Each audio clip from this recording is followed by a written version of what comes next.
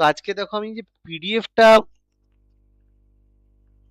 তোমাদের সামনে এসেছে, ঠিক আছে, এটা হচ্ছে মানে পুরো যারা মানে একদম অনার্স টনার্স পড়ে, মানে যারা হচ্ছে কম্পিটিটিভ পড়ে, ঠিক আছে, মানে যারা সাবজেক্টে পড়ে তাদের জন্য পিডিএফ। আমি এখান থেকে ছোট করে অ্যাকচুয়ালি তোমাদেরকে দেবো, ঠিক আছে।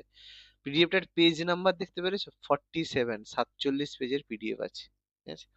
বহু জিনিস আছে এখানে, এখান থেকে ছোট করতে হবে, আমার ছোট করা হয়নি। আমি আজকে পড়িয়ে দিচ্ছি, এখান থেকে পড়িয়ে দিচ্ছি, তারপরে তোমাদের ছোট করে আমি পিডিএফটা তোমাদের আলাদা করে দিয়ে দেবো, ঠিক আছে। তো এখন পিডিএফ এ অনেক কিছু এক্সট্রা অনেক কিছু লেখা থাকবে, সেদিকে মাথা ঘামাতে হবে না।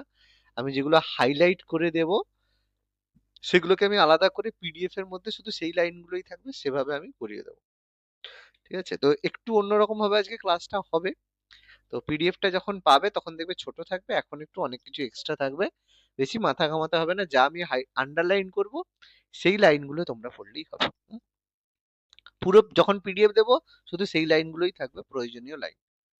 দেখো, তো আমরা অলরেডি দিল্লি সুলতানি পড়েছি, যেখানে আমরা দেখেছি যে শেষ রাজা ইব্রাহিম লোদিকে পরাজিত করে আমাদের বাবর 1526 খ্রিস্টাব্দে পানিপথের যুদ্ধে, বলাই রয়েছে যে 1526 খ্রিস্টাব্দে পানিপথের প্রথম যুদ্ধে বাবর ইব্রাহিম লোদিকে পরাজিত করে ভারতে মুঘল সাম্রাজ্যের সূচনা করেন। এবার এখানে আরেকটা জিনিস বলা যায়, বাবর যখন ভারতে মুঘল সাম্রাজ্যে আক্রমণের জন্য এসেছিল, তো তাকে ইনভাইট করেছিল কে? পাঞ্জাবের শাসনকর্তা দৌলত খান লোদি আর গুজরাটের শাসনকর্তা আলম খান লোদি। তো এরা কি করেছিল, এরা মানে বাবরকে, কাবুলের রাজা ছিল বাবর, তাকে ভারতে আসার জন্য ইনভাইট করেছিল যে আপনি এসে ইনভাইট আসুন, এসে এদেরকে পরাজিত করবেন। তো এই জন্য বলা হয় যে তাদের ইনভিটেশনের জন্য বাবর এসেছিল, কিন্তু অ্যাকচুয়ালি রিয়েলিটিতে সেটা নয়, ঠিক আছে। তো বাবর আমাদের যে মুঘল সাম্রাজ্য রয়েছে সেটা আমাদের প্রথমে ফাউন্ডেশন বাবর করলেও তারপরে 1530 খ্রিস্টাব্দে হুমায়ুন সিংহাসনে বসে, কিন্তু 1534 খ্রিস্টাব্দে, সরি, কিন্তু 1540 খ্রিস্টাব্দে এখানে দেওয়া নেই, পড়বে 1540-এ হুমায়ুনকে ভারত থেকে বিতাড়িত করা হয়। তো 1540 থেকে 45 পর্যন্ত শের শাহের সুরি ডাইনেস্টি শাসন করে, এবং 1556-তে আবার হুমায়ুন মুঘল সাম্রাজ্যের সূচনা করে, কিন্তু 1556-তে তার মৃত্যু হলে আকবর সিংহাসনে বসে। তো আকবর 1556 থেকে 1707 সরি 1605 পর্যন্ত শাসন করে। তারপরে শাহজাহান, তারপরে জাহাঙ্গীর, তারপরে শাহজাহান, তারপরে ঔরঙ্গজেব। অর্থাৎ টোটাল আমরা মুঘল সাম্রাজ্য প্রায় 150 বছরের আমরা পাই, 1556 থেকে 1707। এবার আমরা যদি 1526 ধরি, আরো 30 বছর যোগ করলে প্রায় 180 বছর মুঘল সাম্রাজ্যের চরম পর্যায়ে ছিল। কিন্তু যদি টোটাল মুঘল সাম্রাজ্য আমরা দেখি যে মুঘল সাম্রাজ্য স্যার তাহলে কবে থেকে কতদিন পর্যন্ত ছিল, টোটাল আমরা যদি দেখি, টোটাল হচ্ছে 1526 foundation of Mughal empire and 1858, 1858, এই সময় পর্যন্ত টোটাল মুঘল এম্পায়ার রয়েছে। তার মধ্যে সবচেয়ে 150 বছর 1556 থেকে 1707 এটা সবচেয়ে বেশি ভাবে শাসন করেছিল। তো মুঘল সাম্রাজ্যের মধ্যে আমরা ফাউন্ডার আমরা জানি জালালউদ্দিন আমাদের বাবর ছিল, জালালউদ্দিন মোহাম্মদ বাবর।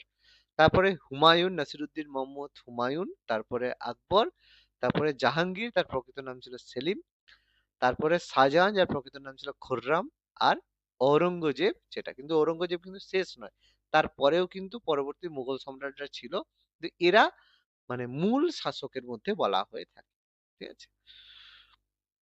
আর আমরা এদের সম্পর্কে কিছু ইম্পর্টেন্ট জিনিসে আলোচনা করব, বিশাল কিছু ব্যাপার নয়, আমরা ইম্পর্টেন্ট জিনিসগুলোই বলবো। তো বাবর প্রথমে ছিল তুরস্কের ফারগানা প্রদেশে, তার জন্মগ্রহণ হয়েছিল। তিনি জন্মগ্রহণ করেছিলেন মধ্য এশিয়ার, আমাদের পশ্চিম মধ্য এশিয়া মানে তুরস্কের ফারগানা বলে একটা প্রদেশে জন্মগ্রহণ করেছিল। তার পিতা ছিল তৈমুরলং এর বংশধর, যার বাবার নাম জানার দরকার নেই, তৈমুরলং, আর মাতা ছিল চেঙ্গিজ খানের বংশধর। দুজনই বিখ্যাত মানে মঙ্গল নেতা ছিল, অর্থাৎ বাবর একদম মানে হাইফাই মঙ্গল ট্রাইবদের মধ্য থেকে বিলং করত।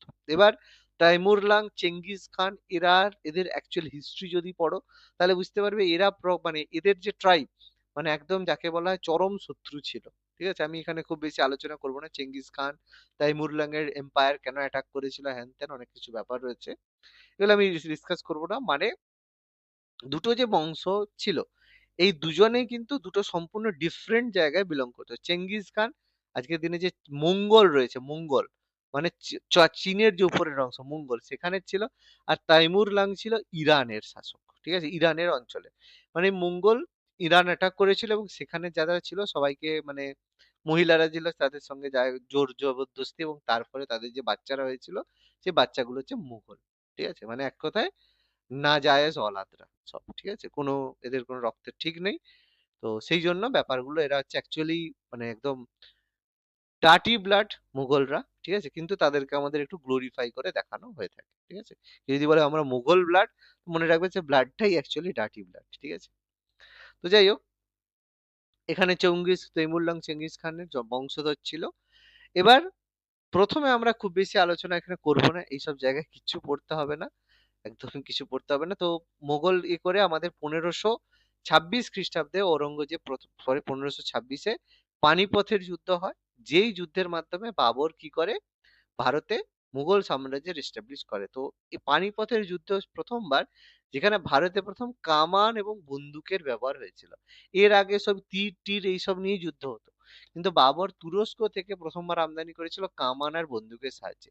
বাবরের খুব কম সেনাবাহিনী ছিল, মাত্র 12,000 সৈন্য ছিল, সেখানে ইব্রাহিম লোদির মানে 2 লাখ সৈন্য ছিল। 12,000 মিলে 2 লাখকে হারিয়েছিল শুধুমাত্র একটা বিশাল ট্যাকটিক্স এর কারণে, মানে খুব মানে ভালো ধরনের ট্যাকটিক্স এর কারণে পানিপথের যুদ্ধে পরাজিত করেছিল। বাবরের যে অটোবায়োগ্রাফি রয়েছে, আত্মজীবনী, সেটা হচ্ছে তুজুকি বাবরি বা বাবর নামা। বাবরের অটোবায়োগ্রাফি তিনি লিখেছিলেন, কিন্তু তিনি সেটা কমপ্লিট করতে পারেননি, তিনি মানে অসম্পূর্ণ অবস্থাতে মারা যায়। পরবর্তীকালে এটা বাবরের যে সিস্টার ছিল, মানে বোন ছিল, মাহম বেগম, তিনি কি করেন এটাকে কমপ্লিট করেন। তো আমরা তবু মনে রাখবো বাবরের আত্মজীবনী হচ্ছে তুজুকি বাবরি, এটা হচ্ছে তুর্কি ভাষায় লেখা, ঠিক আছে।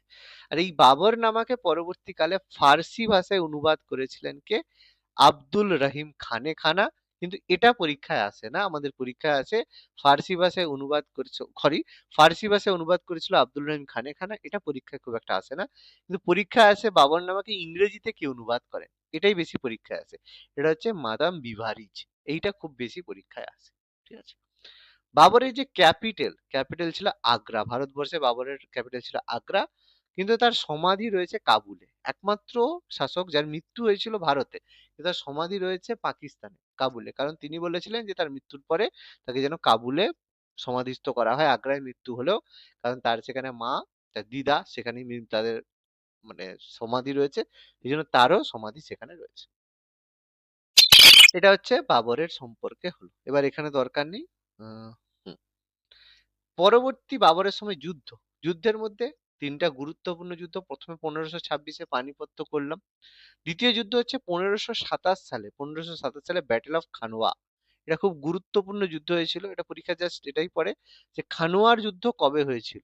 1527 সালে খানোয়ার যুদ্ধ হয়েছিল, যেখানে মহারানা সঙ্গ, এই যে রানা সংগ্রাম সিং বা রানা সংগ্রাম সংগ্রাম সিং এর সঙ্গে বাবরের যুদ্ধ হয়েছিল। পরীক্ষা আসবে যে খানোয়ার যুদ্ধ কাদের মধ্যে হয়েছিল, বাবর রানা সংগ্রাম সিং এর মধ্যে 1527, এর বেশি কিছু না।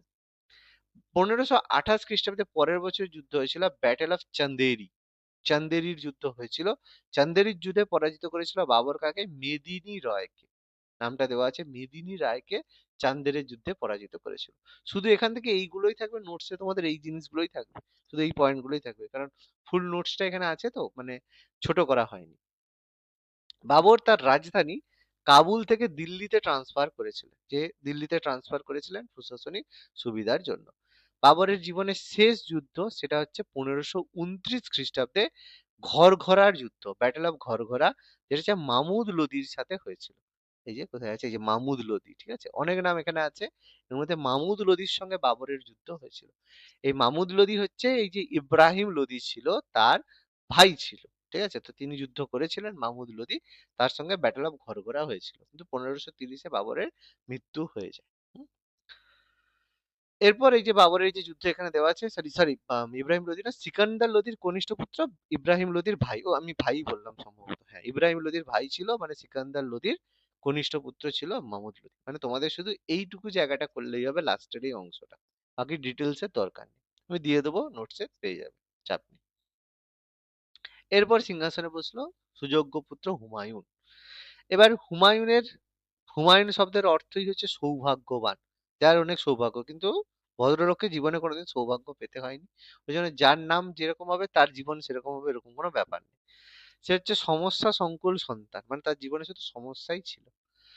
তো তিনি তার সঙ্গে প্রথম যে হুমায়ুনের যুদ্ধ 1532 খ্রিস্টাব্দে ব্যাটেল অফ দৌরা, যেখানে এই মামুদ লোদীকে আবার পরাজিত করেছিল। মামুদ লোদীর সাথে 1529-এ দেখো হয়েছিল ঘরঘরার যুদ্ধ, সেটা বাবরের সঙ্গে মামুদ লোদীর। আর পরবর্তীকালে 1532-এ হুমায়ুনের সাথে হয়েছিল ব্যাটেল অফ দৌরা। এটা পড়তে হবে, ঠিক আছে। এরপর শের শাহের সঙ্গে বাবরের হচ্ছে যুদ্ধ হয়েছিল, সরি হ্যাঁ, শের শাহের সঙ্গে বাবরের প্রথম যে যুদ্ধ হয়েছিল সেটা হচ্ছে 1539 চৌসার যুদ্ধ, ব্যাটেল অফ চৌসার। 1539 খ্রিস্টাব্দে শের শাহের সঙ্গে হুমায়ুনের কনফ্লিক্ট হয়েছিল বিহারের চৌসা, যেটা চৌসার যুদ্ধ নামে পরিচিত, যেখান থেকে শের শাহ সুরি উপাধি গ্রহণ করেছিল। শের শাহ কিন্তু প্রথমে শের শাহ টাইটেলটা তার সুরি উপাধি গ্রহণ করেছিল ব্যাটল অফ চৌসারের পরে, কিন্তু সেই যুদ্ধে হুমায়ুন কোনো মতে পালিয়ে আসে, কোনো মতে বেঁচে।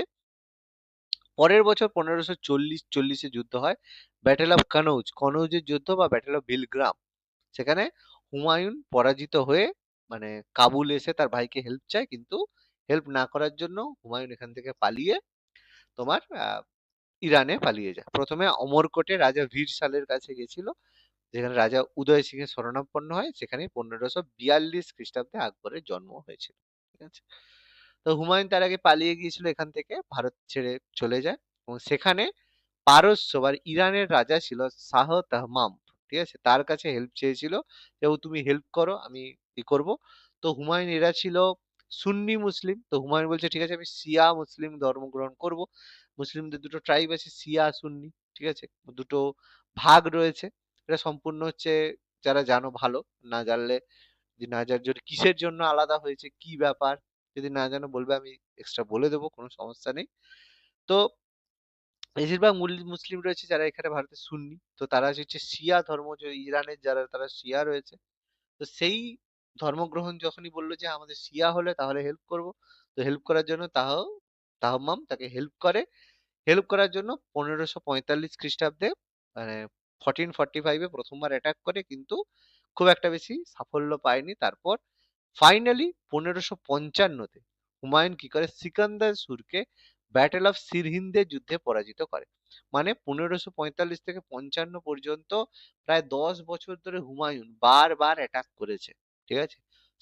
শাহ মামপাপ হেল্প করেছে, কিন্তু শের শাহ এমন একটা পাওয়ারফুল সাম্রাজ্য বিস্তার মানে সাম্রাজ্য বানিয়ে দিয়ে গিয়েছিল, কিছুদিন পরে শের শাহ কিন্তু মারা যায়, কিন্তু এমন তিনি পাওয়ারফুল সাম্রাজ্য বানিয়েছিলেন যেটাকে ভাঙতেই হুমায়ুনের জীবন কেটে গেছিল, ঠিক আছে।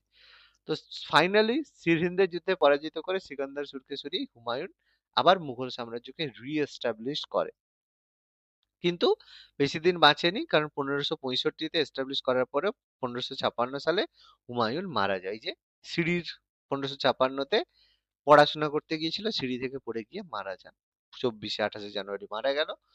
তো হুমায়ুনের কিন্তু কোনো অটোবায়োগ্রাফি নেই, বায়োগ্রাফি আছে, সেটা হচ্ছে হুমায়ুন নামা, যেটা লিখেছে তার যে সিস্টার গুলবদন বেগম, কোন ভাষায় না ফার্সি ভাষায়, ঠিক আছে, ফার্সি ভাষায় হুমায়ুনের বায়োগ্রাফি রয়েছে হুমায়ুন নামা। আর হুমায়ুনের যে সমাধি সেটা কিন্তু 1565 খ্রিস্টাব্দে বানানো হয়েছিল, 1556 সালে মারা গেছিল, 1565 মানে আকবরের সময় হুমায়ুনের সমাধি বানায় তার পত্নী বেগা বেগম বা হাজি বেগমের আদেশে। পরীক্ষায় আমি যেগুলো বলছি সেগুলো ডাইরেক্ট প্রশ্ন আছে, এরকম নয় যে এত বড় থেকে, বুঝতেই পারছো এত বড় নোটস থেকে আমি কয়েকটা জায়গা শুধু মেনশন করছি, তার কারণ যেই জায়গাগুলো আমি মেনশন করছি সেইগুলো আমি নোটসে দেবো। পুরো যে নোটসটা আমি দেবো সেটাকে কিন্তু পুরো জল ভাত করে পড়তে হবে, কারণ এর থেকে কমালে একদম কমে যাবে, এটা আর কমাবে না, ঠিক আছে। ওই জন্য যেগুলো যেগুলো আমি হাইলাইট করছি তোমাকে পড়তেই হবে, যে কার আদেশে হয়েছিল, কার সময়ে বানানো হয়েছিল, কোন বছরে বানানো হয়েছে। এত কিছুর মধ্যে আমি দেখো কয়েকটা জায়গায় শুধু সাল মেনশন করছি, যে জায়গায় সাল মেনশন থাকবে তোমাকে করতে হবে, আমি কিন্তু এক্সট্রা অযাচিত সাল দেবো না, নোটস আমি সেভাবেই বানিয়ে দেবো, যাতে তোমাদের পুরোটা পড়লে পুরো একদম পেয়ে যাবে, কোনো অসুবিধা না হয়। হুম? তাহলে এবার হচ্ছে আমাদের শের শাহ তাদেরকে সরিয়ে দিয়েছিল। শের শাহের আসল নাম ছিল ফরিদ খান, ঠিক আছে, শের শাহ যে রিয়েল নাম সে ছিল ফরিদ খান। তিনি প্রথমে বিহারের একটা জাগিরদার হিসাবে তিনি নিযুক্ত করেছেন, বিহার থেকে তিনি বিলং করতেন, ঠিক আছে। তো পরবর্তীকালে বাহার খান লোহানী নামে একজন তাকে শের খাঁ উপাধি দিয়েছিল। কেন? না তিনি ছুরির সাহায্যে একটা বাঘের সাথে লড়াই করেছিল, এই জন্য বাহার খান লোহানী তাকে শের শাহ উপাধি দিয়েছিল। পরবর্তীকালে তাকে সাহায্য করেছিল, বাবরের অধীনে চাকরি করেছিল, হ্যান ত্যান বহু গল্প রয়েছে, দরকার নেই। তার বিভিন্ন যুদ্ধের মধ্যে প্রথম হচ্ছে 1539 ব্যাটল অফ চৌসার, অলরেডি বলেছি। 1540-এ কানৌজের যুদ্ধে তিনি হুমায়ুনকে পরাজিত করে দিল্লি থেকে বিতাড়িত করে, এটা আমরা পড়লাম। পরাজিত করে বাংলায়, মানে বাংলা, বিহার, উড়িষ্যা, পুরো ভারতে সুর ডাইনেস্টির প্রতিষ্ঠা করেন। এবার তিনি তো তোমার বাকি যে কামরান থেকে শুরু করে সবাইকে পরাজিত করে, পরাজিত করে টরে এবার তার জীবনের শেষ যুদ্ধ 1545, তিনি কি করেন, বুন্দেলখণ্ডের কালিঞ্জর বলে একটা ফোর্ট রয়েছে, ঠিক আছে, যেই ফোর্টটা কেউ কোনোদিন দখল করতে পারেনি। মানে ব্যাপারটা দখল বলতে কি, মানে এই দুর্গটা কারো কেউ কোনোদিন জয় করতে পারেনি। বলবে তাহলে তো স্যার এই দুর্গে যারা রাজা ছিল তারা তো স্যার চিরকাল রাজা হিসেবেই রয়ে গেছে। নিশ্চয়ই না, তাহলে রাজা তো তাহলে পরবর্তীকালে মানে আকবর টাকবর এটা দখল করলো কি করে? এটা তো দখল করেছে। তাহলে কালিঞ্জর দুর্গ কেন দখল করা অসম্ভব? তার কারণ যুদ্ধ করে সম্ভব না। তুমি বাইরে থেকে মিলিটারি এড মানে তোমার সমস্ত কিছু সব বন্ধ করে দাও, তখন তোমার বাঁচার জন্য বাধ্য হয়ে স্যারেন্ডার করবে। কিন্তু তুমি যদি ওপেন মাঠে তাদের সাথে যুদ্ধ করতে যাও, কোনোদিন যুদ্ধ করতে পারবে না, কারণ এদের দেওয়াল এতটাই পুরু, এতটাই মোটা, যে তুমি সেখানে বোম ব্লাস্ট করে উড়তে পারবে না। প্লাস ঢোকার যে পাহাড়ের উপরে এমন একটা জায়গা, ওঠার একটাই এন্ট্রান্স পথ, সেই এন্ট্রান্স দিয়ে তুমি যদি উঠতে যাও, সেই এন্ট্রান্সের মধ্যে তুমি ঢুকতেই পারবে না, এমন ভাবে তাকে তৈরি করা আছে। আর ঢোকার পরে এত গেট রয়েছে, তো তুমি ভেতরে থেকে কনফিউজ হয়ে যাবে কোন গেট থেকে কোন গেটে যাবে। আর তুমি গেট, একটাই গেট থাকবে, সেই গেট পেরালে সেই গেট চারদিক থেকে এমন তোমাকে ব্লক করবে, যে ঢুকবে সে আর সেখান থেকে বেঁচে ফিরতে পারবে না। মানে এক কথায় আনডিফিটেবল ফোর্ট হচ্ছে কালিঞ্জর ফোর্ট। সেখানে তার মাথায় চেপেছিল যে বাবু আমি দখল করব, তো সেখানে বিস্ফোরণ ঘটাতে গেছিল, নিজেই বাবু উড়ে গিয়েছে, ঠিক আছে। তো সেটা তার জীবনের শেষ যুদ্ধ ছিল। তাহলে বেশি দিন কিন্তু তিনি শাসন করতে পারেননি, 40 থেকে 45, মাত্র 5 বছর। তার মধ্যে যুদ্ধও করেছে, শাসনও করেছে, এমন এস্টাবলিশ করেছে আজকের দিনেও আমরা পড়ি শের শাহের শাসন ব্যবস্থা পড়ো, ঠিক আছে। তো যাই হোক, শের শাহের যে সমাধি রয়েছে বিহারের সাসারামে, পরীক্ষায় পড়ে কোথায় তার সমাধি রয়েছে। তো সেখানে তিনি তো শের শাহের হচ্ছে পরবর্তী শাসকদের মধ্যে কিছু পড়তে হবে না, শুধু 1555 খ্রিস্টাব্দে, যেটা অলরেডি বললাম, সিরহিন্দের যুদ্ধে সিকান্দার সুরকে পরাজিত করে মুঘল সাম্রাজ্য পুনরায় প্রতিষ্ঠিত হয়। দু চারটে জিনিস শুধু পড়তে হবে। এবার আমাদের শের শাহ তার সাম্রাজ্যকে খুব সুন্দরভাবে এস্টাবলিশ করে দিয়েছিল, ভেঙে দিয়েছিল। এখানে পড়তে হবে শের শাহের মন্ত্রিসভায় রাজস্ব মন্ত্রীকে বলা হতো দেওয়ান ই উজিরাত, প্রতিরক্ষা মন্ত্রী বা ডিফেন্স মিনিস্টারকে বলা হতো দেওয়ানি আর্চ, পররাষ্ট্র মন্ত্রীকে বলা হতো দেওয়ানি রিসালাত, আর রাজকীয় ইস্তাহার মন্ত্রীকে বলা হতো দেওয়ানি ইনসা। এগুলো পড়তে হবেই। এই নামগুলো কোন মন্ত্রীকে কি বলা হতো পড়তে হবে, খুব ইম্পর্টেন্ট। তিনি চালু করেছিলেন মানে পাট্টা কবুলিয়ত, এটা আমরা ভালো করেই জানি। তিনি পাট্টার কবুলিয়তের মাধ্যমে, পাট্টা হচ্ছে সরকার যেটা দেয় সেটাকে পাট্টা বলে, আর কৃষক যেটা দেয় সেটাকে কবুলিয়ত বলা হয় আজকের দিনে।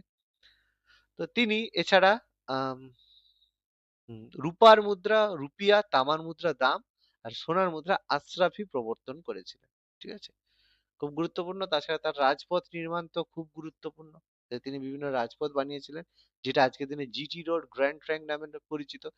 আরো 3টে রোড বানিয়েছিলেন, তার মধ্যে জিটি রোড হচ্ছে সবচেয়ে ফেমাস।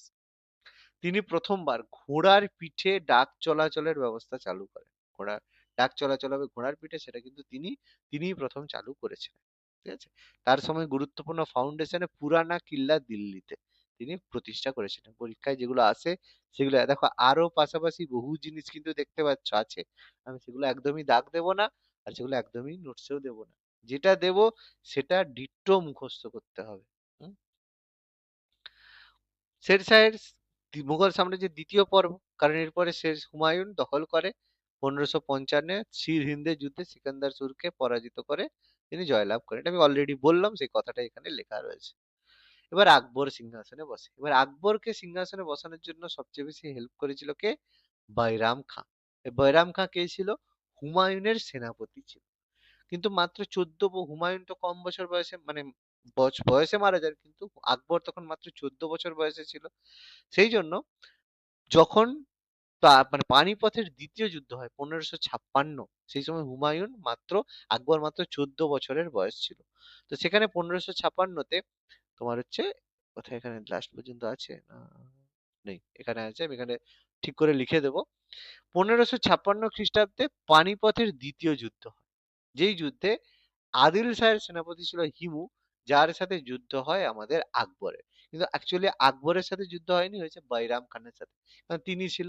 তো সে বৈরাম খানের সাথে যুদ্ধ হয়, যেই যুদ্ধে হিমুকে পরাজিত করে মুঘল সাম্রাজ্য পুনরায় প্রতিষ্ঠিত হয়। ভালো কথা।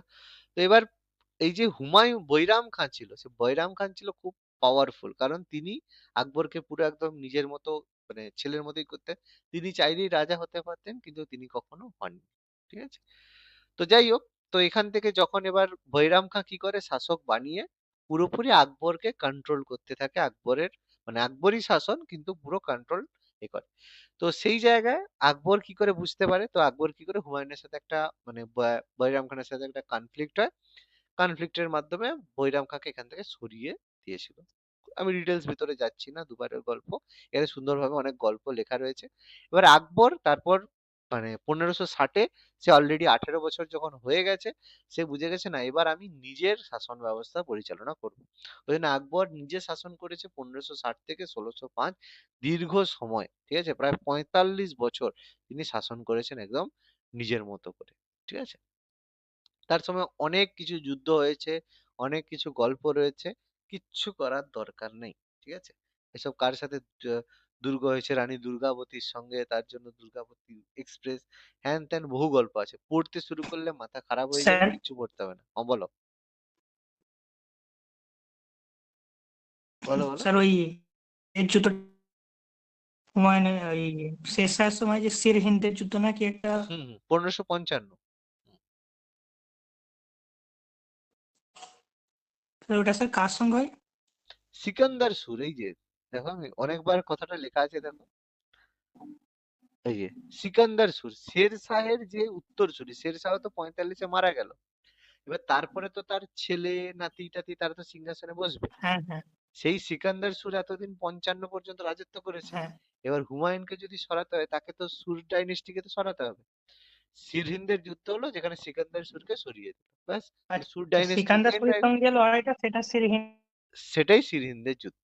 দেখো 3-4 জায়গায় কিন্তু আমি কথাটা লেখা আছে, তাই তো। এই জন্য আচ্ছা বললাম, নোটস যখনই পড়তে শুরু করবে তখন দেখবে বহু জিনিস আসবে। আচ্ছা আচ্ছা। হুম। তাকে না সরালে কি করে এস্টাবলিশ হবে।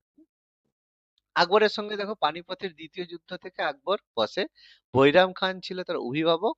তো সেইভাবে শাসন করে 1560 থেকে সে শাসন করা শুরু করে। এবার তার সময় বহু দুর্গ, রানী দুর্গাবতীর সাথে যুদ্ধ হয়েছিল। ঠিক আছে। সেখানে খুব সুন্দর গল্প টল্প রয়েছে, মির্জা হাকিমের সাথে, খান জামান, কিচ্ছু পড়তে হবে না, এগুলো মনে রাখতে পারবে না, প্রশ্ন থাকবে না, পড়ার কোনো দরকার নেই। ঠিক আছে। আমি একদম বলে দেবো যে কোন জায়গাটুকু পড়তে হবে, সেটুকু করলেই হবে। হুম। এবার হচ্ছে, হ্যাঁ, আকবরের হচ্ছে ক্যাপিটাল ছিল কোথায়, ফতেপুর সিক্রিতে, যেটা 1571 খ্রিস্টাব্দে তিনি ফতেপুর সিক্রি নির্মাণ করেছিলেন, যেটা ছিল তার ক্যাপিটাল। ঠিক আছে। খুব গুরুত্বপূর্ণ, এইটা আমাদের পড়তে হবে, এটা আমি দিয়ে দেবো। ঠিক আছে। এরপর তারপর হচ্ছে আকবর কি করেছিল, গুজরাট বিজয়কে স্মরণ করার জন্য ফতেপুর, এবার ফতেপুর সিক্রিতে ক্যাপিটাল কেন বানিয়েছিল, কারণ গুজরাট বিজয়কে স্মরণ করার জন্য এখানে রাজধানী বানিয়েছিল ফতেপুরে, এখানে এই জন্য এটাকে বিজয়ের শহর বলা হয়, ফতেপুর সিক্রিকে। ঠিক আছে। সেখানে করবে যে ফতেপুর সিক্রি নির্মাণ করা হয়েছিল গুজরাট জয়ের স্মারক হিসেবে, গুজরাট জয়েরটাকে স্মরণীয় করার জন্য। এবার আকবরের সঙ্গে যুদ্ধ, ভেরি গুড ইম্পর্টেন্ট যুদ্ধ, ব্যাটেল অফ হলদি ঘাটি, যেখানে মহারানা প্রতাপের সঙ্গে 1576 খ্রিস্টাব্দে আমাদের হলদি ঘাটিতে, হলদি ঘাটের যুদ্ধ হয়, যেখানে মহারানা প্রতাপের সঙ্গে আকবরের যুদ্ধ হয়েছিল। যে যুদ্ধে আকবরের সেনাপতি ছিল মহারাজা মান সিং, মান সিংকে সেনাপতি বানিয়েছিল, মানে মহারানা প্রতাপ মানে রাজপুত রাজপুত লড়াই লাগিয়ে সেখানে সে মজা দেখছিল। তো সেখানে মহারানা প্রতাপ হচ্ছে আহত হয়ে যান, কিন্তু তার যে ঘোড়া ছিল চেতক, তার বাহাদুরির জন্য মহারানা প্রতাপ সেখান থেকে পালিয়ে যায় এবং আত্মগোপন করে। পরে তিনি বহুবার যুদ্ধ করেন, জীবিত অবস্থায় কখনো মানে মহারানা প্রতাপকে কিন্তু পরাজিত আকবর করতে পারেননি। ঠিক ঠিক আছে? মানে মেনলি এই হলদিঘাটি যুদ্ধের কিন্তু কোনো রকমের পরিণতি হয়নি। অনেকে বলে হেরে গেছিল, কিন্তু হেরে যাওয়া নয়, বহুবার কিন্তু এরপরে অ্যাটাক হয়েছে। যাই হোক, এখানে আমি আর কিছু বলবো না বেশি। এরপর হচ্ছে উম,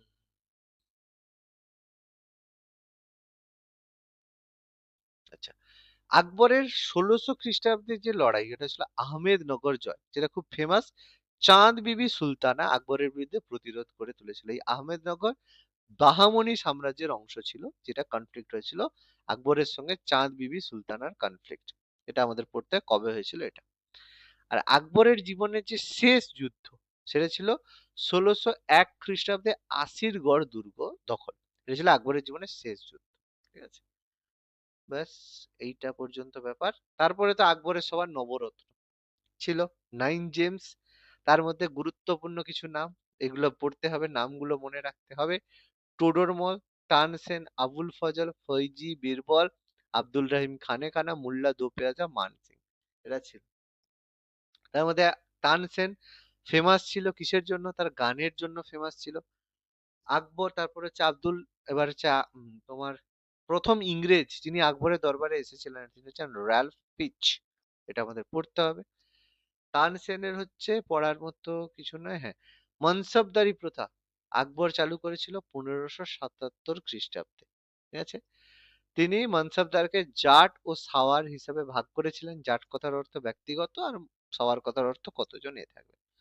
তিনি দহসালা ব্যবস্থা চালু করেছিলেন, খুবই গুরুত্বপূর্ণ। এটা এক ধরনের বন্দোবস্ত, ভূমি রাজস্ব ব্যবস্থা। এটা আমাদের দহসালা ব্যবস্থাটা পড়তে হবে, দিয়ে দেবো নোটসে সুন্দর করে। তিনি জিজিয়া কর বাতিল করেছিলেন 1564 খ্রিস্টাব্দে। তিনি জিজিয়া কর বাতিল করেন। ঠিক আছে, ভালো কথা। তিনি 1575 খ্রিস্টাব্দে আহ ইবাদত খানা চালু করেছিলেন। ইবাদত খানা, যেখানে সমস্ত ধর্মীয় আলাপ আলোচনা চলতো, তিনি 1575-এ নির্মাণ করেন। কিন্তু কিছুদিন পরে 1582-তে ইবাদত খানা সম্পূর্ণভাবে বন্ধ হয়ে যায়। কারণ বুঝতেই পারছো, যে যার সব বললে যে যারাকে নিচু দেখানোর একটা ব্যাপার স্যাপার চলে আসে। যেন ইবাদত খানা, তার সঙ্গে অনুবাদ দপ্তরও ছিল, সবকিছু এখানে চলতো। কিন্তু কিছুদিন পরে তিনি বন্ধ করে দিতে বাধ্য হন, কারণ এত গন্ডগোল হচ্ছে, ঝামেলা মাথায় রেখে লাভ নেই। আকবর তার ধর্মমত প্রচার করেছিলেন, সেটা হচ্ছে সুল ইকুল বা দিন হি ইলাহি। সুল ইকুল বা দিন হি ইলাহি একই ব্যাপার, মানে ঈশ্বর এক এবং অদ্বিতীয়, এইটাই তিনি প্রচার করেছিলেন। যেটা একমাত্র বীরবল, তার যে বীরবল রাজা ছিল, যেটা মহেশ দাস, তিনি এটা গ্রহণ করেছিলেন, আর কেউ গ্রহণ করেন। আকবরের সময়ের যে গুরুত্বপূর্ণ আকবরের সম্পর্কে জানার যে দুটো বই, আইনি আকবরী আর আকবরনামা, দুটি ফার্সি ভাষায় আবুল ফজল রচনা করেছিলেন। তার সময় বিখ্যাত রামচরিতমানস রচনা করেছিলেন মহাকবি তুলসীদাস, আমরা জানি। আচ্ছা, আকবরের সময়কে বলা হয় হিন্দি কবিতার স্বর্ণযুগ, কারণ এই সময় অনেক বেশি হিন্দি কবিতা রচনা হয়েছিল। আর হুমায়ুনের সমাধি সেই সময় ছিল গুরুত্বপূর্ণ, কেন ছিল? প্রথম কোন স্মৃতিসৌধ যেখানে বাগানের উপস্থিতি ছিল, সমাধির সঙ্গে বাগান। এরপরে যারা সমাধি বানিয়েছিলেন সব বাগান ছিল। মানে আমাদের শাহজাহানের সমাধি, হুমায়ুনের, সব জায়গায় সমাধির সঙ্গে বাগান। প্রথম কোন সমাধি যেখানে বাগান, সেটা হচ্ছে হুমায়ুনের সমাধিতে ছিল। ঠিক আছে? উম, আচ্ছা, আর কি, হ্যাঁ, আর ফাউন্ডেশনের মধ্যে এটা হলো এই যে বুলান দরওয়াজা। 1575 খ্রিস্টাব্দে আকবর গুজরাট জয়ের স্মৃতির জন্য বুলান দরওয়াজা নির্মাণ করেছিল ফতেপুর সিক্রিতে। ঠিক আছে, যার অর্থ বিজয়ের প্রবেশদ্বার, একটু আগেই বললাম যেটা। আচ্ছা, এছাড়া আকবর হচ্ছে আগ্রা দুর্গ, ফোর্ট নির্মাণ করেছিল আগ্রা দুর্গ, যেটা শাসনের কেন্দ্রবিন্দু ছিল। আর আকবরের সময় তৈরি হয়েছিল দেওয়ানে আম আর দেওয়ানে খাস। দেওয়ানে আম হচ্ছে হল অফ অডিয়েন্স, মানে যেখানে সাধারণ মানুষেরা যেত। আম মানে আম জনতার কথা বলেছে। সাধারণ মানুষরা গিয়ে সেখানে শাসক বলতো যে আমার এই সমস্যা, আমার ওই সমস্যা বলতো। দেওয়ানি খাসের মধ্যে আকবরের যেসব গুরুত্বপূর্ণ ব্যক্তিত্বরা ছিল, অতিথিরা ছিল, তারা সেখানে যেত, কথাবার্তা বলতো। আর এখানে একটা জিনিস একটু ভুল লেখা আছে, ভুল বলতে এটা একটা ডাউটফুল ব্যাপার, এই যে ময়ূর সিংহাসন, পিকক থ্রোন, এটা অনেক জায়গায় তোমরা, বেশিরভাগ জায়গায় এটা পাবে যে দেওয়ানে আমে এটা থাকে। এটা দেওয়ানে আমে এটা থাকে, যে দেওয়ানে আমে এটা ময়ূর সিংহাসন বা পিকক থ্রোন ছিল। কিন্তু অনেক জায়গায় বেশিরভাগ হিস্টোরিক্যাল রেফারেন্সে দেওয়ানে খাসের কথা বলা হচ্ছে যে দেওয়ানে খাসে এটা ছিল। এটা একটা ডাউটফুল প্রশ্ন, আমি আগে থেকেই বলে দিলাম। গুগল করলে তোমরা মানে ময়ূর সিংহাসন দেওয়ানে আমে পাবে, যে দেওয়ানে আম মানে হল অফ অডিয়েন্সে থাকতো। আবার অনেক জায়গায় দেওয়ানে খাস লেখা আছে, যেখানে সম্রাটের গুরুত্বপূর্ণ যারা অভিভাবক এরা আসতো, অতিথিরা আসতো, তাদের জন্য হতো। এটা ভীষণ কন্ট্রোভার্সিয়াল একটা মানে ইনফরমেশন। ঠিক আছে, কোথায় থাকতো? এবার অনেকে বলে যে যেখানে যেত সেখানেই নিয়ে যেত। এবার বহু রকমের ব্যাপার আছে। তো এটা একটা কন্ট্রোভার্সিয়াল, আমি আগে থেকেই জানিয়ে দিলাম। ঠিক আছে, যদি পরীক্ষায় পড়ে তখন মানে কি উত্তর নেবে সেটা ডিপেন্ড করছে। যদি গুগল দেখে নেয় দেওয়ানে আম নেবে, আর যদি কোনো স্যার দেখে বুকস থেকে করে তাহলে দেওয়ানে খাস নেবে। এটা ভুল হবে, আমি আগেই জানিয়ে দিলাম। আচ্ছা, এটা রয়েছে আকবরের রাজ্য জয়ের মধ্যে। এই যে বললাম কালিঞ্জর এগুলো ছিল, দরকার নেই বেশি কিছু, এই এই টেবিলের দরকার হবে না। শেষ যে আসিরগড় ছিল এটা বলে দিলাম। ঠিক আছে, এরপর আমাদের জালালউদ্দিন মোহাম্মদ, নাসিরউদ্দিন মোহাম্মদ জাহাঙ্গীর। তো জাহাঙ্গীর আকবর আর হচ্ছে তার স্ত্রীর পুত্র। তার অটোবায়োগ্রাফির নাম হচ্ছে তুজুকি জাহাঙ্গীরি, যেটা ফার্সি ভাষায় লেখা হয়েছে। যেটা হচ্ছে তারপর যেখানে জাহাঙ্গীরের হচ্ছে জীবন সম্পর্কে স্যার জাহাঙ্গীর। বলো বলো বলো। স্যার বলছিলাম যে ওই দেওয়ানি আমটা হুম, ওটা তো আমি পড়েছিলাম, মানে শাহজাহান গঠন করেছিল। হ্যাঁ, শাহজাহান গঠন করেছিল। এটা তো এটা তো একদম ঠিক কথা। ব্যাপারটা প্রশ্ন আছে যে দেওয়ানে আম যেটা সেটা কে বানিয়েছিল? শাহজাহান না ময়ূর সিংহাসন শাহজাহান, কোনটা? দেওয়ানি আমটা আমি পড়েছিলাম, না, মানে শাহজাহানের সময় ছিল দেওয়ানে এরকম আম পড়েছিলাম। দেওয়ানে খাস মানে শাহজাহান আকবরের বানিয়েছিল। সময়, আকবরের সময় হয়েছিল। কিন্তু ময়ূর সিংহাসন পিকক থ্রোন এটা শাহজাহানের সময় হয়েছিল। দুটো পার্থক্য বোঝাতে পারলাম? আকবরের যে প্রশাসনিক ব্যবস্থা, আকবর যে ও প্রশাসনিক আচ্ছা, ঠিক ব্যবস্থায়, আছে। হ্যাঁ, দেওয়ানে আম দেওয়ানে খাস আকবর বানিয়েছিল কেন? কারণ তিনি দেখতেন প্রথমবার যে জনগণরা এসে যাতে তার কথাবার্তা বলতে পারে, তার জন্য তিনি বানিয়েছিলেন। তাহলে আজ সবচেয়ে বেশি লোক মানে জনগণের দরবার, সেটা তো আকবরের সময় হতো। শাহজাহান কতটুকু করেছে? করেনি। জাহাঙ্গীরের সময়ও দরবার বসতো, আকবরের সময় বসতো, তাহলে সেই সময় তারা কোথায় বসতো? রাস্তায় বসতো নাকি? কি বললাম বোঝাতে হুম, পেরেছি? হুম। কারণ পরে তো আর দেওয়ানে দেওয়ানে হ্যাঁ। খাসের গুরুত্ব কিছু সেরকম ছিল না। উম, শাহজাহানের কথা আর কি বলবো, ঔরঙ্গজেবের কথা কি বলবো, যাই হোক। মেন অ্যাকচুয়ালি যাকে বলে ভালোভাবে রুল করা, সেটা একমাত্র মুঘলদের মধ্যে আকবরই করেছে। যাকে বলে সবার জন্য কিছু করা, সেটা একমাত্র আকবরই করেছে। যেরকম রাজার মতো যাওয়া, সকালে উঠে রাজসভায় যাওয়া, সেখানে সমস্ত আলোচনা করা, সেসব সেই করেছে। বাকি সবরা শুধু মজাই করে গেছে, মানে এনজয় করে গেছে জীবন। ঠিক আছে, এটাই ব্যাপার।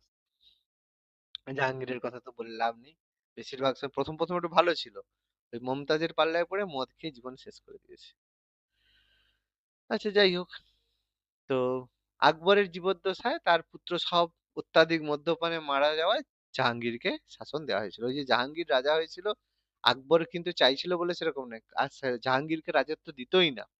তার সব যত আকবরের ছেলে পিলে ছিল সব মরে গেছে, মুরাদ দানিয়েল সব মারা গেছে, শুধু একমাত্র জাহাঙ্গীরই বেঁচে ছিল। তো কি করবে, যত ঝামেলা হলেও জাহাঙ্গীরকে সেই জন্য বাধ্য হয়েছে দিতে হয়েছিল। তার সময় আন্দোলন হয়েছিল জাহাঙ্গীরের সময়, খসরুর বিদ্রোহ হয়েছিল। এই খসরু কে ছিল? জাহাঙ্গীরের পুত্র ছিল। ঠিক আছে, জাহাঙ্গীরের বড় পুত্র ছিল। সে বলেছে আমি সিংহাসনে বসবো। তো জাহাঙ্গীর তার এ করেছে তাকে ধরার জন্য। তো হেল্প করেছিল কে? খসরুকে পালিয়ে যেতে শিখ গুরু অর্জুন দেব। সেই জন্য তো অর্জুন দেবকে তিনি হত্যা করেন। তো এইখান থেকে শিখদের সঙ্গে মুঘলদের সবচেয়ে কনফ্লিক্ট শুরু হয়। আকবরের সময় ভালো সম্পর্ক ছিল। আকবর হচ্ছে জমি দান করেছিল বিবি ভানিকে, যেটাই থেকে পরবর্তীকালে হরমন্দির সাহেব আর আজকের দিনে পাঞ্জাবের অমৃতসরে গোল্ডেন টেম্পল হয়েছে। তো আকবরের সময় ভালো সম্পর্ক ছিল, কিন্তু জাহাঙ্গীর অর্জুন দেবকে হত্যা করে শিখদের সঙ্গে শত্রুতা তৈরি করে। ঠিক আছে, তো এখান থেকে খসরুর বিদ্রোহে গুরু অর্জুন দেবকে হত্যা করে, এটা মনে রাখতে হবে। আচ্ছা, আকবর পশু হত্যা নিষিদ্ধ করেছিল দুদিন। কিছু পশু হত্যা হবে না, একটা রবিবার একটা বৃহস্পতিবার। রবিবার কেন? আকবরের জন্মদিন। আর বৃহস্পতিবার কেন? তার রাজ্যাভিষেকের দিনে। এদিন পশু হত্যা নিষিদ্ধ ছিল। কোনো চিকেন ফিকেন, মাটন ফাটন, বিফ টিপ কোনো কিছু হবে না। ঠিক আছে, আরো কথা। আচ্ছা, আকবরের জয়ের মধ্যে এটা দরকার নেই, এটা হুম, হুম, হুম। আকবরের সময় এটা পড়তে হবে। 12 ভূঁইয়াকে জাহাঙ্গীর পরাজিত করেছিল। 12 ভূঁইয়া ছোটবেলায় পড়েছো? মনে আছে? যে সেলিম চিশতির পৌত্র ইসলাম খানের সাহায্যে জাহাঙ্গীর বাংলায় 12 জন এরকম নেতা ছিল যারা বলতো যে আমরাই সবকিছু, টাকা পয়সা আমরা সবকিছু, কিছু দেব না জাহাঙ্গীরকে। তো 12 ভূঁইয়াকে জাহাঙ্গীর দমন করেছিল। কার সাহায্য দরকার নেই, কিন্তু কে করেছিল, কোন মুঘল সম্রাট করলেই হবে। এবার তারপরে 1611 থেকে মতিভ্রম শুরু। 1605-এ বসেছে, 1611 পর্যন্ত 6 বছর ভালো কাজ করেছে। এবার মতিভ্রম শুরু হয়ে গেছে, কি না হচ্ছে মেহেরুন্নিসা। তো তাকে দেখে, তার একটু 35 বছরের একজন মহিলা, ঠিক আছে, মেয়ে না বলে মহিলাই তো, কারো কারো একজন আবার স্ত্রী, ঠিক আছে। তো তাকে তার ভালো লেগেছে, কি হয়েছে না তাকেই বিয়ে করবে, ভালো কথা। তো তাকে মেরে, তার যে হাজবেন্ড আছে তাকে মেরে দিয়ে জাহাঙ্গীর তাকে বিয়ে করে এবং তার নাম দেয় নূরজাহান। ঠিক আছে, নূরজাহান মানে, নূর মানে কত সুন্দর, পৃথিবীর সবচেয়ে সুন্দর নূরজাহান। জাহান মানে পৃথিবী, নূর মানে সুন্দর, ঠিক আছে, নূরজাহান নাম দিল, ভালো কথা। তো নূরজাহান তো সে একজন খুব ট্যালেন্টেড মহিলা ছিল, সে দেখেছে বাবু ভালো রাজা পেয়েছি, তো তাকে প্রচুর মদ খাইয়েছে। তো তুমি সব মদ খাইয়ে তাকে ইনভ্যালিড করে দিয়ে নিজে অ্যাকচুয়ালি শাসন করতে শুরু করেছিল, ঠিক আছে। তো এখানে জাহাঙ্গীরের দরবারে 1608-এ 1608-এ প্রথমবার উইলিয়াম হকিন্স তার সঙ্গে দেখা করতে এসেছিল বাণিজ্য কুঠি নির্মাণের জন্য। 1600-তে ইস্ট ইন্ডিয়া কোম্পানি এসেছে, কিন্তু 1608-এ তারা বলছে যে আমরা বাণিজ্য কুঠি বানাবো, কিন্তু প্রথমবার অনুমতি দেওয়া হয়নি, জাহাঙ্গীর অনুমতি দেয়নি। কেন দেয়নি? তার কারণ ছিল অলরেডি পর্তুগিজদের পারমিশন দেওয়া ছিল যে তোমরা এখানে বাণিজ্য করো। ফলে যদি ইংরেজদেরকে পারমিশন দিত, সেটা পর্তুগিজদের সঙ্গে বিশ্বাসঘাতকতা হতো, কথার খেলাপ হতো। আর পর্তুগিজরা তখন ভীষণ পাওয়ারফুল ছিল, সেই জন্য বলছেন না এখন পারমিশন দেওয়া যাবে না, পারমিশন দিলে সমস্যা হয়ে যাবে। তো তারা তো আমাদের সঙ্গে বলবে বিট্রে করছো, হ্যান ত্যান। তখন সে বলছে ঠিক আছে, দরকার নেই। এরপরে তাদের সাথে মাঝখানে যুদ্ধ টুদ্ধ হবে, সেগুলো এখানে বলা নেই। পর্তুগিজদের সঙ্গে ব্রিটেনের, ইংল্যান্ডের যুদ্ধ হবে। তো সেই যুদ্ধে ইংরেজরা জয়লাভ করে ভারতের এই যে, মানে আমাদের যে এ অঞ্চল থেকে, কি বলে, সুরাট অঞ্চল থেকে তাদেরকে এখান থেকে বের করে দিবে, পর্তুগিজদেরকে সুরাট অঞ্চল থেকে বিতাড়িত করে দেবে। ব্যাস, যখনই বিতাড়িত হয়ে গেছে তখন ব্রিটিশদের হাতেই চলে আসে। সেই জন্য তখন টমাস রো 1615-তে এসে বলে যে বাবু তোমার তো সমস্যা ছিল পর্তুগিজদেরকে নিয়ে, দেখো পর্তুগিজরা নেই, এবার তো বাণিজ্য কুঠি করা যাবে। বলছে হ্যাঁ ঠিক আছে, এবার কোনো অসুবিধা নেই, ঠিক আছে। ব্যাস, সেখান থেকে প্রথমবার ব্রিটিশরা ভারতে সুরাটে বাণিজ্য কুঠি নির্মাণের অনুমতি পায়। কিন্তু অনুমতি পাওয়ার আগে থেকে কিন্তু অলরেডি তারা বাণিজ্য কুঠি বানিয়ে নিয়েছিল, ঠিক আছে। এটা নয় যে পারমিশন পেলে তারপরে করবে, অলরেডি তারা বাণিজ্য কুঠি বানিয়ে নিয়েছে। কিন্তু প্রথম পারমিশন নিয়ে বাণিজ্য কুঠি, সেটা প্রথম ছিল সুরাটে বানানো, ঠিক আছে, ভালো কথা, কোনো সমস্যা নেই। এরপর হচ্ছে আহ হুম, হুম, হুম, এখানে একটা মনে রাখবে যে শাহজাহানকে মানে শাহজাহান উপাধি এটা কিন্তু জাহাঙ্গীর দিয়েছিল। এই যে মালিক অম্বরকে পরাজিত করেছিল আহমেদনগরে, সেই জন্য মানে আমাদের যে জাহাঙ্গীর তার পুত্র, তার অ্যাকচুয়ালি নাম ছিল খুররম, তাকে শাহজাহান উপাধি দিয়েছিল। এটা মনে রাখবে যে শাহজাহানকে তার উপাধি কিন্তু জাহাঙ্গীর দিয়েছিল। হুম, আচ্ছা, এরপর হচ্ছে এখানে মৃত্যুর গল্প টল্প দেখতে হবে না, কি করে মরে টরে গেল, বেশি জেনে লাভ নেই, মাথা খারাপ হয়ে যাবে। হ্যান ত্যান হ্যান ত্যান, কিভাবে মারা গেল আছে, কিন্তু দরকার নেই, পড়তে হবে না। হ্যাঁ, হুমায়ুন, লাহোর আমাদের হচ্ছে জাহাঙ্গীরের সমাধি কোথায় রয়েছে, লাহোরের শাহদারাতে, ঠিক আছে। মনে মনে রাখবে যে 3 জন মুঘল সম্রাট আছে যাদের সমাধি কিন্তু ভারতের বাইরে রয়েছে। কে কে 3 জন? প্রথমত হচ্ছে বাবর। বাবরের সমাধি কোথায় রয়েছে বলো, একটু আগেই বললাম, বাবরের সমাধি কোথায় রয়েছে? কাবুল। কাবুল। তাহলে কাবুল নিশ্চয় ভারতের নেই, তাহলে কাবুলে রয়েছে। দ্বিতীয় যা ভারতের বাইরে সমাধি কার রয়েছে, জাহাঙ্গীর। সমাধি কোথায় রয়েছে? লাহোর। লাহোর কোথায় রয়েছে? পাকিস্তান, ভারতের বাইরে। আরেকজন মুঘল সম্রাট যার সমাধি ভারতের বাইরে রয়েছে, বলতে পারবে কে? আচ্ছা, কোনটা বলবো, নাম বললে তোমরা প্লেস বলবে, না প্লেস বললে তোমরা নাম বলবে, কোনটা বলবো?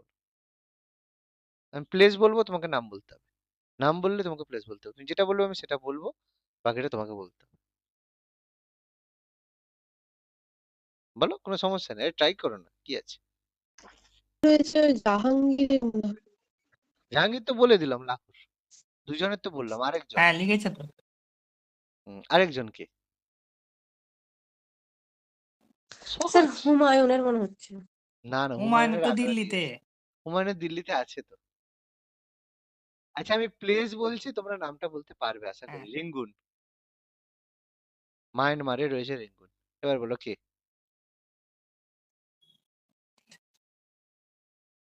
আরে দ্বিতীয় বাহাদুর ও শাহ। লাস্ট রাজা, হুম। লাস্ট মোগল রাজা বা তৃতীয় বাহাদুর শাহ, হ্যাঁ। তা এদের তিনজনের সমাধি ভারতের বাইরে রয়েছে, বাকি সবার ভারতে রয়েছে। হুম। তো ভালো কথা। এদের আমরা লাহোরের হচ্ছে শাহদারাতে তার মানে সমাধি রয়েছে। জাহাঙ্গীরের সময় মুঘল চিত্রকলা সবচেয়ে খ্যাতির শিখরে পৌঁছেছিল, মানে সবচেয়ে বেশি যদি কোনো আর্ট মানে যদি ফ্লারিস্ট হয় সেটা কিন্তু জাহাঙ্গীরের সময় হয়েছে। ঠিক আছে, ব্যাস, বেশি কিছু নয়, একদম ছোট ছোট পড়া, বেশি পড়া নেই কিন্তু। এরপরে শাহজাহান। তো শাহজাহান কিভাবে শাসক হলো সেই নিয়ে অনেক ব্যাপার রয়েছে। শাসন করতে অনেক কিছু কাঠখড় পোড়াতে হয়েছে। তার প্রকৃত নাম ছিল খুররম। তো তার সঙ্গে উত্তরাধিকারী দ্বন্দ্ব শুরু হয়। এবার কি করে হয়েছিল, কি ব্যাপার, হ্যান ত্যান বেশি জানতে হবে না। 1612-তে তার রাজা হওয়ার অনেক আগে তার মমতাজের সঙ্গে বিয়ে হয়ে যায়। ভালো কথা। যেটা আরজুমান বানু বেগম মমতাজ, যেটা হচ্ছে আমাদের মানে কি বলে ওই নূরজাহান যে রয়েছে তারই হচ্ছে ভাগ্নি। ঠিক আছে, পার্লো ইয়ে রয়েছে, তাহলে কোনো সম্পর্ক নেই, কোনো অসুবিধা নেই। তো যাই হোক, হেল্প করেছিল নূরজাহানের ভাই আসাফ খান। সেই আসাফ খান এর জামাই হচ্ছে শাহজাহান। সম্পর্ক বুঝতে পেরেছে তো? নূরজাহান, তার ভাই হচ্ছে আসাফ খান, আসাফ খানের মেয়ে হচ্ছে মমতাজ, তার হাজবেন্ড হচ্ছে শাহজাহান। তাহলে নূরজাহান কে হলো? শাহজাহানের শাশুড়ি, তাই তো? শাশুড়ি হবে তো, শ্বশুরের বোন। শাশুড়ি নয়, হ্যাঁ পিসি শাশুড়ি, তাই না? কি হবে, পিসি শাশুড়ি তো হবে নাকি নূরজাহান? আর নূরজাহানের হচ্ছে ভাগ্নি হচ্ছে মমতাজ। ঠিক আছে, সম্পর্ক বুঝেছো? মারাত্মক ব্যাপার আছে। এই চলো, তো এখান থেকে হয় সুন্দর ব্যাপার। তো অনেক কিছু এখানে ব্যাপার আছে, আমি ডিটেলস এখানে যাব না। কি হলো, কাকে মারলো, কেন মারলো, গল্প আছে, তো বলতে গেলে এখন তোমাদেরই মাথা খারাপ হয়ে যাবে। আচ্ছা, এবার এখানে যেটা শাহজাহানের রাজ্যাভিষেক হয়েছিল কবে? 1628-এর শাহজাহানের রাজ্যাভিষেক হয়। রাজ্যাভিষেকের দিনে মমতাজকে বলা হয় মল্লিকা উজ্জমানি, মানে পুরো জমানার মল্লিকা, মানে জমানা মানে পুরো পৃথিবীর সে মল্লিকা। ভালো কথা। আকবর শাহজাহানের রাজধানী ছিল দিল্লির শাহজাহানাবাদে। তার রাজত্বকাল দুজন পর্যটক মানুচি আর বার্নিয়ারের বিবরণ থেকে পাই। এই মানুচি ছিল ইতালি থেকে এসেছিল, আর বার্নিয়ার ফরাসি থেকে এসেছিল। তাদের লেখা থেকে আমরা শাহজাহানের রাজত্বকাল সম্পর্কে জানতে পারি। ভালো কথা। আর হচ্ছে এখানে হ্যাঁ, এবার হচ্ছে মমতাজ মারা গেছিল কখন? বেশি না, যে 1631-এ যখন মমতাজ তার চতুর্দশ সন্তানের জন্ম দেওয়ার সময় মারা যান। বেশি নয়, মাত্র 14তম বাচ্চা।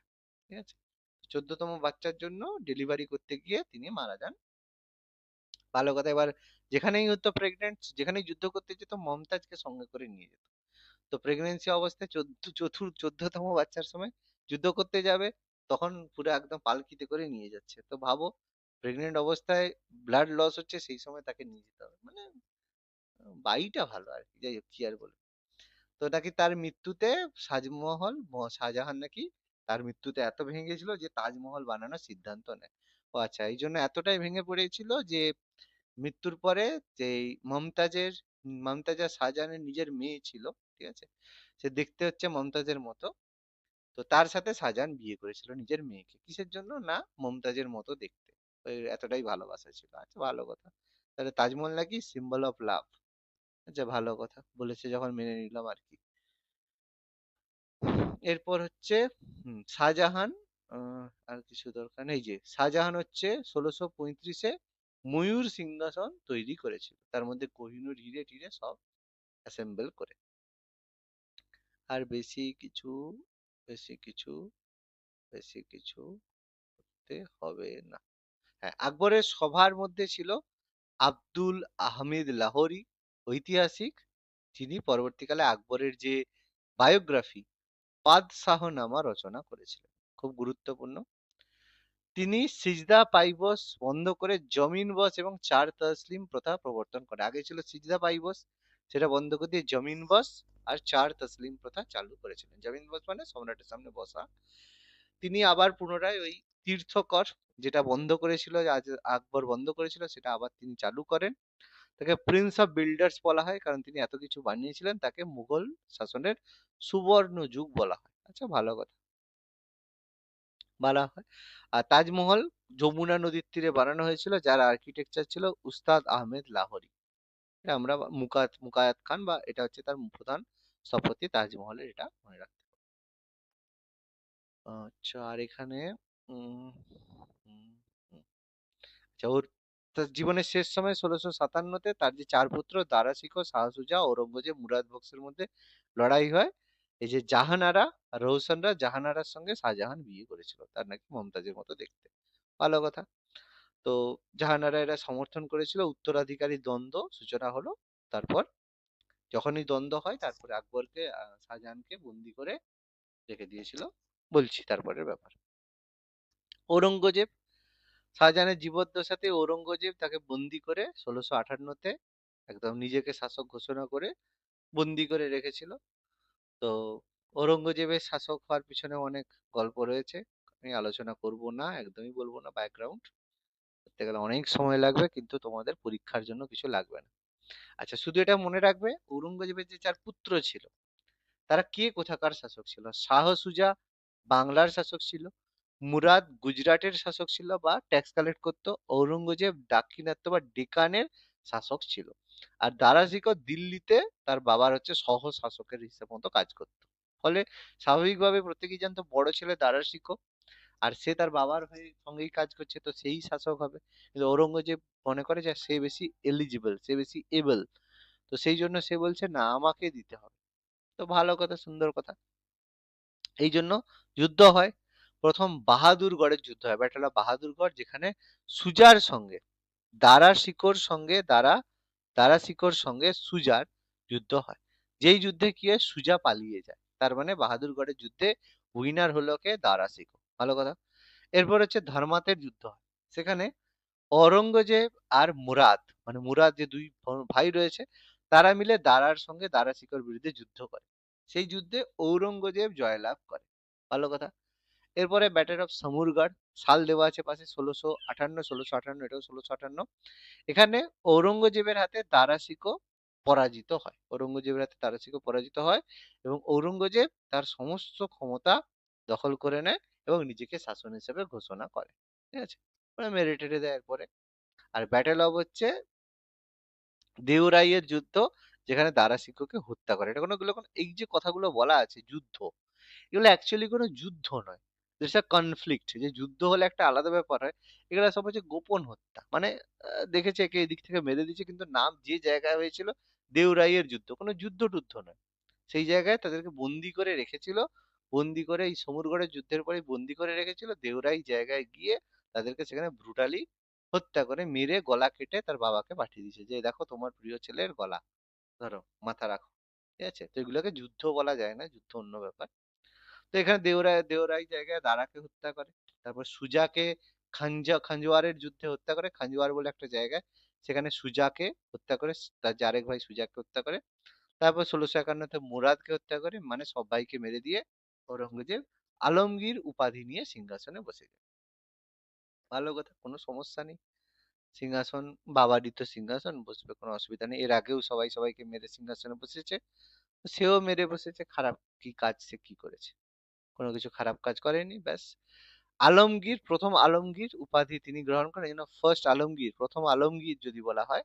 দ্বিতীয় আলমগীর কিন্তু পরে মুঘল শাসক রয়েছে, প্রথম আলমগীর হচ্ছে ঔরঙ্গজেব। দুবার রাজ্যাভিষেক হয়, ভালো কথা। এবার তার যে কতগুলো বাচ্চা ছিল, বউ ছিল, সব গল্প আছে, দরকার নেই। উত্তর ভারতে এই যে হিস্ট্রি, সেটা পড়ানো হবে না। কেন পড়ানো হবে না? অহোম ডাইনেস্টি একটা ছিল, যেটা হচ্ছে আমাদের আহ মানে আমাদের যে আসামে অহোম ডাইনেস্টি ছিল, যার রাজা ছিল রাজা জয়ধ্বজ। ঠিক আছে, তো সেখানে বারবার অ্যাটাক করেছিল মুঘলরা, বারবার অ্যাটাক করেছিল, শাহজাহান অ্যাটাক করেছিল, ঔরঙ্গজেব অ্যাটাক করেছিল, 17 বার প্রায় অ্যাটাক করেছিল, কোনোবারে জয়লাভ করতে পারেনি। ঠিক আছে, এমন মেরেছে, মেরে হচ্ছে মানে বাইর করে দিত। এগুলো হিস্ট্রিতে পড়ানো হয়নি, অহোম ডাইনেস্টি পড়াই হয়নি, পড়তেই দেওয়া হয়নি, ঠিক আছে? তো এখানে টোটালি হিস্ট্রি রয়েছে, দরকার নেই পড়ার জন্য, এখানে রয়েছে, আমি খুব বেশি আলোচনা করব না। আচ্ছা, যাই হোক, আর এখানে হচ্ছে, হ্যাঁ, ঔরঙ্গজেবের সময় হয়েছিল বিখ্যাত জাট বিদ্রোহ। জাট আন্দোলন হয়েছিল, যে জমিদার গোখলার নেতৃত্বে জাট বিদ্রোহ হয়েছিল ঔরঙ্গজেবের সময়। তো জাটদেরকে নির্মম ভাবে হত্যা করেছিল, সেসব তো আছেই, কোনো চাপ নেই। ছত্রসাল বুন্দেলা, বুন্দেলখণ্ডের এই ছিল ছত্রসাল বুন্দেলা, তিনিও বিদ্রোহ করেছিলেন ঔরঙ্গজেবের সময়। তারপর হচ্ছে সতনামি বিদ্রোহ হয়েছিল ঔরঙ্গজেবের সময়। এগুলো শুধু কোন বিদ্রোহের নামটা মনে রাখলেই হবে, ডিটেলস কিছু না, আমি শুধু এই জায়গাগুলো দিয়ে দেবো, অসুবিধা নেই। তারপর হচ্ছে, হ্যাঁ, 1675 সালে তিনি শিখ গুরু নেতা তেগ বাহাদুরকে হত্যা করেছিলেন, ঠিক আছে? তেগ বাহাদুরকে হত্যা করার কারণ ছিল যে তেগ বাহাদুর সেই সময় কাশ্মীরে, কাশ্মীরে হচ্ছে জেনোসাইড, মানে লোকেদেরকে বারবার জোর করে কনভার্ট করে মুসলিম বানানো হচ্ছিল। সেই জন্য সবাই তেগ বাহাদুরকে বলেছিল আপনি হেল্প করুন, ঠিক আছে, আপনি সাহায্য করুন। তো তেগ বাহাদুর সেই জায়গায় গিয়েছিল যাতে ওটাকে আটকানোর জন্য। তো ঔরঙ্গজেব বলছে যে তুমি যদি মুসলিম হও তাহলে সবাই সঙ্গে সঙ্গে মুসলিম হয়ে যাবে, ফলে তোমাকে মুসলিম হতে হবে। সে বলছে না, হবো না। বলছে হবে না, ঠিক আছে, ভালো কথা। তার চোখের সামনে প্রথমে তার দুজন যে বডিগার্ড ছিল তাদেরকে ব্রুটালি হত্যা করলো, যে এবার হবে, বলছে না। তারপরে তার চোখের সামনে তেগ বাহাদুরের দুজন যে ছেলে ছিল তাদেরকে হত্যা করে, তাদেরকে পুরো মানে জ্যান্ত কবর দিয়ে, মানে পাঁচিল তুলে দেওয়া হয়েছিল, তার মধ্যে বাচ্চা দুটোকে চোখের সামনে মেরে দিয়েছে। তা বলছে হবে, বলছে না, তাও বলছে হবে না। বলছে এত হবে না, তখন কি করেছে, হাতির পায়ের তলায় মেরে চিপে চাঁদনি চকে তাকে হত্যা করে দিয়েছিল। এতটাই মহান ছিল ঔরঙ্গজেব, ভালো কথা। তো ওইভাবে ঔরঙ্গজেব তেগ বাহাদুর হত্যা করে। তো হত্যা করে এরপর হচ্ছে জিজিয়া কর তিনি আবার আরোপ করেছিলেন। তো এরপরে ছত্রপতি শিবাজী মহারাজের উত্থান হয়। তো সেই সময় শিবাজী মহারাজের সঙ্গে কিছু কনফ্লিক্টে রয়েছে, আহ, দরকার নেই, শিবাজিরা মুঘলে আমরা আলাদা করে দেখে নিবে। এখানে পড়বে যে 1665-তে শিবাজির সঙ্গে, শিবাজি বলতে রাজা জয় সিং সঙ্গে শিবাজির পুরন্দরের সন্ধি স্বাক্ষর হয়েছিল, যেটা বেসিক্যালি মুঘলরা পরাজিত করেছিল, কিন্তু রাজা জয় সিংকে অ্যাপয়েন্ট করেছিল আমাদের আহ, ঔরঙ্গজেব আর কি। এবারে আর বেশি দরকার নেই, দরকার নেই, দরকার নেই। এরপর হচ্ছে, হ্যাঁ, ঔরঙ্গজেবকে বলা হতো জিন্দা পীর, নাকি সে খুব ভালো হচ্ছে এ ছিল নাকি, খুব পীরের মতো জীবনযাপন করতো, যা নাকি ইনকাম করতো তা নাকি সব দান করতো, হ্যান করতো, ত্যান করতো, যত রাজ্যের ঢপ করতো, এই মিথ্যা কথা বলতো। তো তিনি রাজসভায় হচ্ছে নওরোজ উৎসব বন্ধ করেন। তারপর বেনারসে বিশ্বনাথ টেম্পল ধ্বংস করেন 1699। আর হচ্ছে তোমার হচ্ছে জিজিয়া কর পুনরায় চালু করেন 1679। তিনি হচ্ছেন আহ, তোমার হচ্ছে বাদশাহী মসজিদ, হ্যাঁ, औरंगाबादে তৈরি হয় বিবিকা মাকবারা, রবিয়া উদ্দুরানী সমাধি বিবিকা মাকবারা সেই সময় তৈরি হয়, যেটা বেসিক্যালি তার ছেলে বানিয়েছিল, ঠিক আছে? কিন্তু সে বলে না, আমার ছেলে কেন বানাবে, আমি নিবো তার ক্রেডিট। তো তিনি তা সেটাও নিয়ে নিলেন, ছেলের বানানোটাও তার সহ্য হয়, ভালো কথা। যেটাকে দক্ষিণী তাজ বা তাজ অফ দ্য ডেকান বলা হয়ে থাকে, যার হেডকোয়ার্টার ছিল মানে যার যে স্থপতি ছিল আতাউল্লাহ ওস্তাদ আহমেদ লাহোরির পুত্র। এই ওস্তাদ আহমেদ লাহোরি যিনি তাজমহল বানিয়েছিলেন, তার পুত্র ডেকান তাজ বানিয়েছিল, তাজ অফ দ্য ডেকান, এটা বিবিকা মাকবারা বানিয়েছিল। ঔরঙ্গজেবের অটোবায়োগ্রাফি আহ ওয়াকাত ই আলমগীরি, যে আলমগীর উপাধি যেটা রয়েছে, সেটা তিনি তার অটোবায়োগ্রাফি ফার্সি ভাষায় অনুবাদ মানে নিজে লিখেছিলেন। ডিক্লাইনের জন্য ম্যাপটা দেওয়া রয়েছে, কে ঔরঙ্গজেব কোনটা অ্যাড করেছিল, হ্যান ত্যান এসবের দরকার নেই, পড়ে নিলেই হবে। আচ্ছা, আর তোমাদের পরে,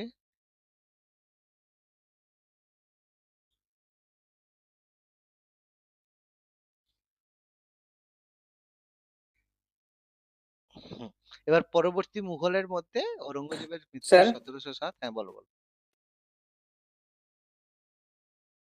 স্যার বলছি দাগ দেখানো পড়বো? হ্যাঁ, আমি আমি পিডিএফটা দিয়ে দেবো, এই পিডিএফটা দেবো না। আমি পিডিএফটা যেটা দেবো সেই যে যেগুলো দাগ বলে দিলাম, রেকর্ডিং দেখবে, রেকর্ডিং এর মধ্যে এইগুলোই থাকবে।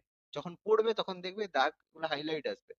আমি যখন পিডিএফটা দেবো সেখানে এই যে যেগুলো আচ্ছা মার্কিং করা আছে সেগুলো দিয়েই আমি পিডিএফ এ দেবো, বাকি জায়গাগুলো পিডিএফ এ থাকবে না। কারণ এত বড় পিডিএফ দিলে মাথা খারাপ হয়ে যাবে, ঠিক আছে? আমি এখান থেকে আমার ওয়ার্ড রয়েছে, ওয়ার্ড ফাইল থেকে আমি হুম। বানিয়ে দিয়ে দেবো। এই জায়গাগুলোই থাকবে তার মধ্যে। মানে আমি পড়িয়ে দিলাম, কিন্তু পড়ার সময় দেখবি শুধু যেগুলো ইম্পর্টেন্ট জায়গা সেগুলোই ওখানে থাকবে, এক্সট্রা জিনিস ওখানে থাকবে না। কি বললাম, বোঝা গেছে? আর আমার এটা শর্ট আউট করে ঠিক ডিলিটটা আছে। করা হয়নি, আমি জানি এটা ডিলিট হয়ে গেছে, করা হয়নি। আমি পিডিএফ যেখানে দেবো সেখানে শুধু গুরুত্বপূর্ণ পড়ার জিনিসই থাকবে, এক্সট্রা জিনিস কিছু থাকবে না। ঔরঙ্গজেবের 1707 মৃত্যু হয়, তারপরে সিংহাসন বসে প্রথম বাহাদুর শাহ, যার উপাধি প্রথম শাহ আলম উপাধি নিয়ে সিংহাসনে বসেন। ভালো কথা, এক্সট্রা এখানে কিচ্ছু করতে হবে না, শুধু তিনি পড়বে মারাঠা নেতা শাহুকে মুক্ত করেছিলেন। এই শাহু ছিল যে ছত্রপতি সম্ভাজি মহারাজের পুত্র ছিল, ঠিক আছে? তারপরে জাহানদার শাহ, তিনি সিংহাসনে বসেন। তার প্রধানমন্ত্রী ছিল জুলফিকার খাঁ। তিনি তাকে অ্যাপয়েন্ট করেন, যাকে কিং মেকার বলা হয়। তিনি যত রাজা, প্রথম রাজা টাজা সবাইকে বসাতো। তারপর হচ্ছে সৈয়দ ব্রাদার্স, তার হচ্ছে ভাইপো ফারুক সিয়ারকে সিংহাসনে বসিয়েছিল। তিনি, হ্যাঁ, এই সময় একটা পড়তে হবে, যে জাহানদার শাহ ইজারা ব্যবস্থা শুরু করেছিল। ইজারা ব্যবস্থা মানে আজকের দিনে আমরা যে টেন্ডার দিই না, এটা আমার জায়গা থাকবে, তুমি এখান থেকে করবে, এটা এই জুলফিকার খান মানে বলেছিল। জুলফিকার খানই ইজারাদার ব্যাপার শুরু করেছিল, কিন্তু শাসক ছিল জাহানদার শাহ। আর ফারুক সিয়ারের সময় ফারুক সিয়ারের ফরমান 1717, যেটাতে আমরা দস্তক বলে থাকি। তো তিনি বান্দা বাহাদুরকে হত্যা করেছিলেন, শিখ নেতা পারব, এটা আমরা পেয়ে যাবো এখানে।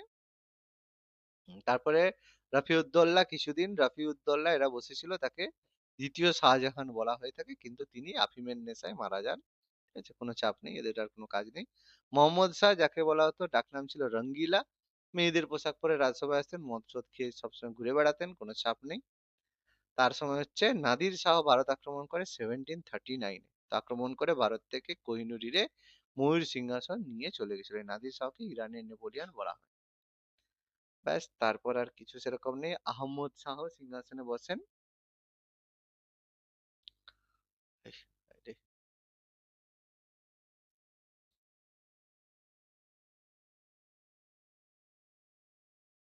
আহমদ শাহ সিংহাসনে বসেন। এর সময় গুরুত্বপূর্ণ কিছু নেই। দ্বিতীয় আলমগীর, তার সময় একটা জিনিসই পড়তে হবে, তার সময় বাংলায় পলাশির যুদ্ধ হয়েছিল। আর আহমদ শাহ আবদালি দিল্লি দখল করেছিল তার সময়। ব্যাস। আর তোমার তৃতীয় শাহজাহানের, দ্বিতীয় শাহ আলমের সময় তৃতীয় পানিপথের যুদ্ধ হয়, বক্সারের যুদ্ধ হয়, আর দেওয়ানি লাভ হয়েছিল। তিনটা গুরুত্বপূর্ণ ঘটনা কি হয়েছিল সেটা পড়লেই হবে। দ্বিতীয় আকবর, তিনি রামমোহন রায়কে রাজা উপাধি দিয়েছিলেন, ইংল্যান্ডে পাঠিয়েছিল যাতে তার পেনশন বাড়ানো হয়ে থাকে। ভালো কথা। আর হচ্ছে লাস্ট হচ্ছে আমাদের চলে এসেছে দ্বিতীয় বাহাদুর শাহ, শেষ মুঘল সম্রাট, যিনি জাফর ছদ্মনামে কবিতা লিখতেন, যাকে রেঙ্গুনে নির্বাসিত করা হয়েছিল। তো রেঙ্গুনে নির্বাসিত অবস্থাতেই তার মৃত্যু হয়, এবং তার চোখের সামনে তার যে ছেলে পিলে ছিল হাডসন, তাদের সমস্ত পুত্রকে হত্যা করেছিল। ব্যাস, এই হচ্ছে টোটাল আমাদের মুঘল। ঠিক আছে, বেশি কিছু নয়, ইম্পর্টেন্ট কিছু লাইন আছে, কয়েকটা জিনিস পড়তে হবে, আমি পিডিএফ করে দিয়ে দেবো, অসুবিধা নেই। এটা করলেই আমাদের মুঘল টোটাল কমপ্লিট। ক্লিয়ার?